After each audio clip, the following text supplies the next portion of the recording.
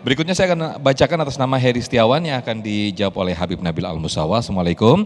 Dalam politik, ketika politisi kampanye janji-janji tapi pada prakteknya tidak pernah dilaksanakan, apakah ini termasuk munafik, Habib? Kemudian bagaimana kita menghindari dosa serupa agar bukan kita pelakunya? Silakan Habib. Iya, baik. Kayaknya kita senasib. Kayaknya banyak yang mengalami ini. Jadi banyak yang nanya itu ya. Baik. Bismillahirrahmanirrahim. Jadi pertama saya ingin sampaikan munafik itu ada dua jenis menurut para ulama ya.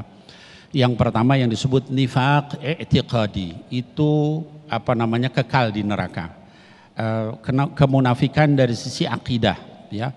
Di luarnya menunjukkan Islam padahal dia tidak yakin sama Islam, itu kekal di neraka.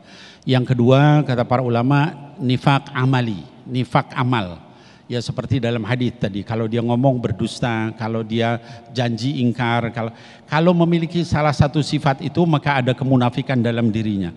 Kalau memiliki seluruh sifat itu maka dia munafik tulen.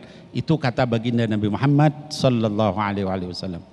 Lalu bagaimana kita mensikapi yang demikian? Tadi saya sudah sampaikan ya bahwa caranya hendaknya masyarakat itu cerdas. Ya, cerdasnya apa?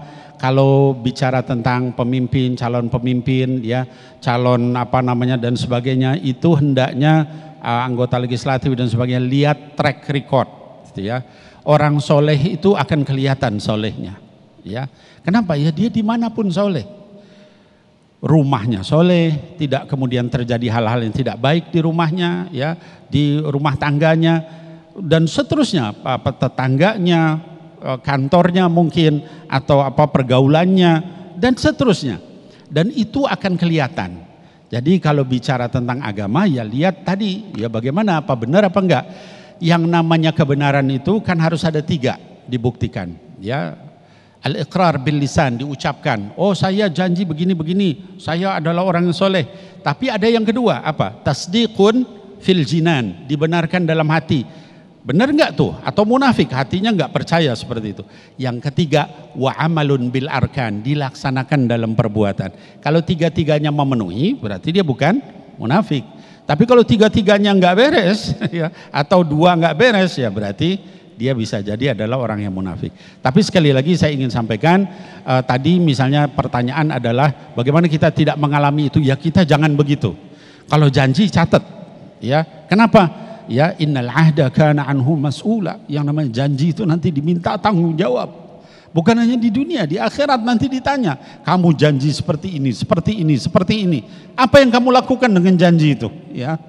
Kalau kita nggak bisa jawab, maka kita dimasukkan ke neraka. Mudah-mudahan kita tidak menjadi pemimpin atau politisi atau juga orang-orang yang seperti tadi. Ya amin ya Allah ya Rabbal Alamin. Amin amin ya Rabbal Alamin. Terima kasih Habibana Habib Nabil Al-Musawa dan juga Ustadz Asmar Lambo atas tausiah yang disampaikan pada siang hari ini. Mudah-mudahan apa yang disampaikan oleh guru-guru kita bisa menambah keimanan kita dan juga meningkatkan kesadaran kita, atau setidaknya menjaga atau mengidentifikasi diri kita agar terhindar dari sifat-sifat munafik. Amin amin ya Rabbal Alamin. Tetaplah bersama kami dalam Damai Indonesiaku.